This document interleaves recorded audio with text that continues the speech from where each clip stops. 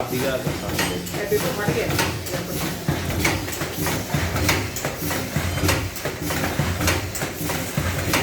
ਸਾਰਾ ਫਟ ਗਿਆ ਇਹ ਮਾਲ ਦੇਦਾ ਹੈ ਇਸ ਤੋਂ ਮਾਲ ਦੇਦਾ ਹੈ ਮਤਲਬ ਮੈਂ ਚੱਲ ਕੇ ਕੋਈ ਨਹੀਂ ਵੀ ਆ ਕਰੋ ਕਰ ਕੋਈ ਚੱਕ ਲੈ ਆ ਦੇ ਬੜਾ 126 ਗ੍ਰਾਮ 10 ਪੀਸ ਹੈਗੇ ਨੇ 130 32 ਚਾਹੀਦਾ ਹੁਣ ਇਹ ਵਧਾਤਾ ਵੇਟ ਆ ਲੈ ਆਂਦੇ ਸਾਰੇ ਮਤਲਬ ਇਹ ਨਹੀਂ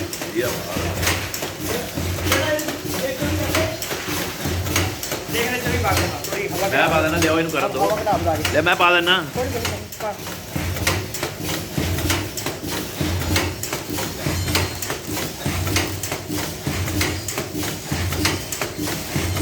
हवा कहानी बोल ना नहीं आ गया ओके बट ये नहीं हवा होगी देख लेना सैंपल लेना ले कितना वजन है सैंपल 130 ग्राम बेटा 130 ग्राम वाले पा वजन का अच्छा अंदर जाना हाँ मेरा वजन बढ़ना आ जा पड़ेगा थोड़े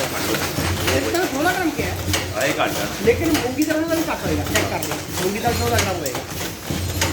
तू चेक कर ले दो दिन बोल तो हर चेक कर लिया ठीक है